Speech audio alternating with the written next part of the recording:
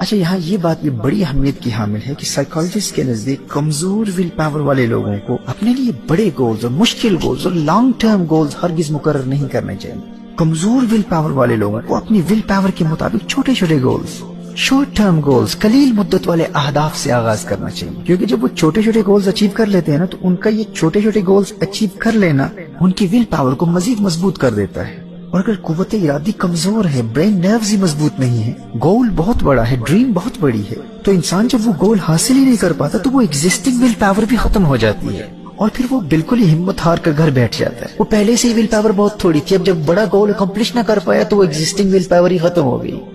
ہمارے یہاں ایک بہت بڑا المیہ یہ ہے کہ کچھ ایسے لوگ جو خود زندگی کے ان مراحل سے گزرے نہیں ہوتے، ان کی اپنی زندگی کی کوئی سٹوری نہیں ہوتی، اور چند کتابیں پڑھ کے وہ موٹیویشنل اسپیکر بن جاتے ہیں.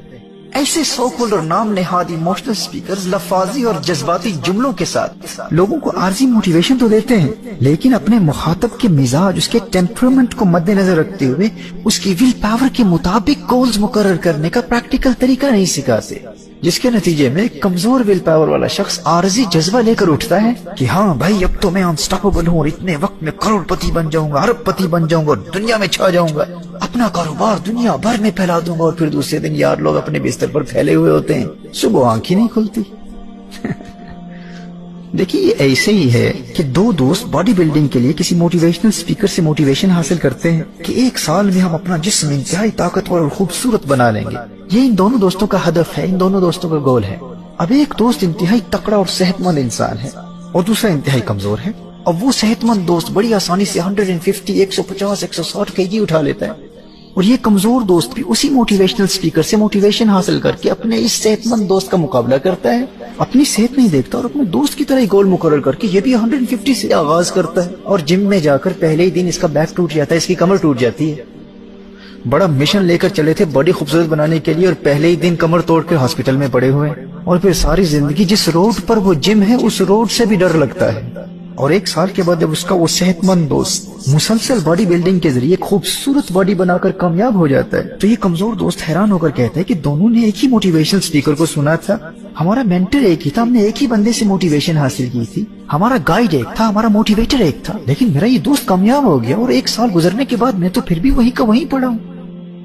تو میرے دوست، تیری ناکامی کی وجہ یہ ہے کہ تو نے اپنی جسمانی انرجی کے مطابق اپنا گول مقرر نہیں کیا. اگر تو اپنے جسم کے مطابق 50-60 kg سے آغاز کرتا، یا بائسپس بنانے کے لیے 5 kg سے آغاز کرتا، 10 kg تک پہنچتا، پھر رفتہ رفتہ بڑھتا، تو نے آغاز ہی 50 سے کر لیا. اگر تو اپنے جسمانی قوت کو مد نظر رکھتے ہوئے اپنے اہداف، اپنے گولز کو مقرر کرتا، تو نہ ہی تیری کمر ٹوٹتی، نہ ہی تو ہاسپٹل میں پڑا ہوتا، بلکہ 1 سال کے بعد تیری باڈی بھی تیرے دوست کی باڈی کی طرح شیپ میں ہوتی، اور تیرا جسم بھی اس کی طرح انتہائی خوبصورت ہوتا. اور پھر اس کے بعد تو اس مقام پر پہنچ جاتا کہ اب اگر تو چاہے تو بائسپس کے لیے 50 kg بھی اٹھا سکتا تھا، اور اپنی کامیابی کا سفر اپنے دوست کے ساتھ جاری رکھتا. تیری خطا یہ تھی کہ تم نے شروع میں ہی اپنی طاقت، اپنی انرجی کے مطابق اپنے گولز مقرر نہیں کیے. میرے دوستو، عین اسی طرح کمزور ول پاور والے نادان دوست بہت بڑے بڑے گولز مقرر کر لیتے ہیں، اور مقابلہ ان کے ساتھ کرتے ہیں جن کی ول پاور پیدائشی طور پر نیچرلی بہت مضبوط ہوتی ہے. لیکن یہ کمزور ول پاور والے، کمزور قوت ارادی والے جب اپنی قوت سے بڑھ کر بہت بڑے گولز مقرر کر کے ناکام ہوتے ہیں،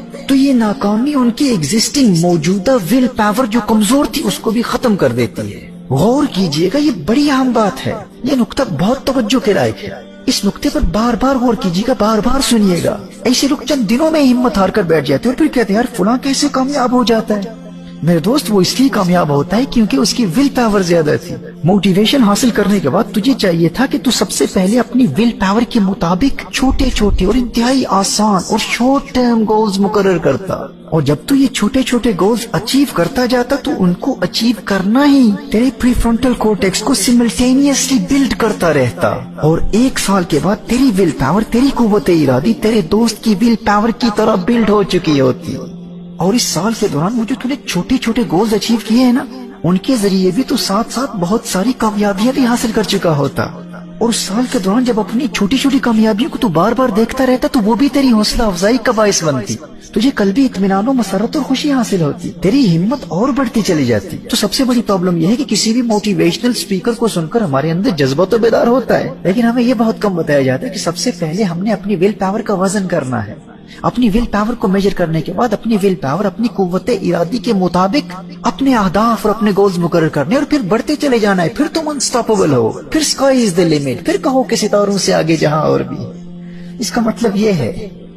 انسٹاپیبل ہونے کا مطلب یہ ہوتا ہے. اب جب آپ اس بہت بڑی بیماری اور اس خطا اور اس کے ازالے اور علاج کے طریقے کو سمجھ چکے, تو آئیے اب میں آپ کو اس ایگزسٹنگ مینٹل مسل کے ذریعے اس پری فرنٹل کورٹیکس کو مزید بلڈ کرنے کا اور اپنی ول پاور کو مزید مضبوط کرنے کا ایک انتہائی آسان طریقہ بتاتا ہوں, جس کے ذریعے آپ ایک انتہائی مضبوط ول پاور کے ساتھ دنیا بھر کی کامیابیاں حاصل کر سکتے ہیں. اور مزیدار بات یہ ہے کہ یہ طریقہ اتنا آسان ہے کہ انتہائی کمزور ول پاور والا, بالکل لیزی, سست اور لتھارجک انسان بھی بڑی آسانی سے اس پر عمل کر کے کامیاب ہو سکتا ہے. آئیے اب آپ کو یہ دلچسپ طریقہ بتاتا ہوں.